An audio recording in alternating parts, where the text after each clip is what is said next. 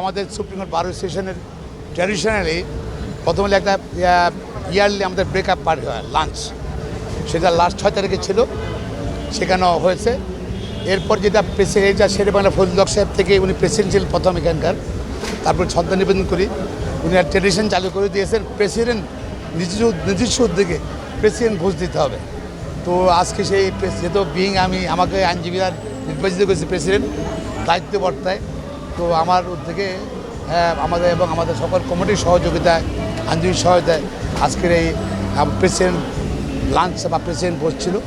সেখানে আমাদের মাননীয় ভারপ্রাপ্ত প্রধান বিচারপতি, আপিল মাননীয় বিচারপতি, সম্রাট সেনাবাহিনীর প্রধান, পুলিশের দুজন কর্মকর্তাগণ, পুলিশ কমিশনের তারপর দুদক, নির্বাচন কমিশন, এছাড়াও আমাদের মাননীয় উপদেষ্টারা আসছেন, তারপর বিএনপির মহাসচিব সাহেব আসছেন, স্ট্যান্ডিং কমিটি মেম্বার আসছেন। স্বাভাবিক আমি দলের বিশ্বাস করি, সমর্থন করি, যেহেতু আমার অর্থায়ন হচ্ছে, আমার উদ্যোগ হচ্ছে, আমার দলের এটা বাইরে কোনো টাকা না।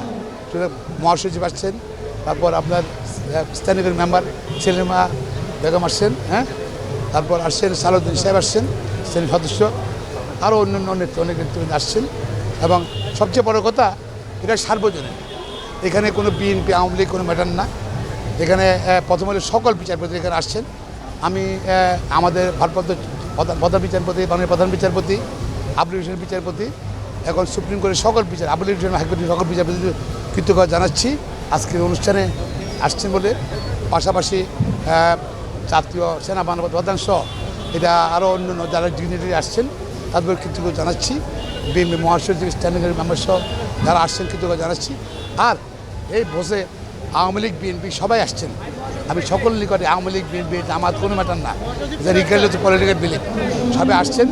সকলকে আমার নিজের পক্ষ থেকে being president of supreme court association কৃতজ্ঞতা জানাচ্ছি। তাদের উপস্থিতিতে আমাদের সম্মানিত করেছে, উজ্জ্বল করেছে।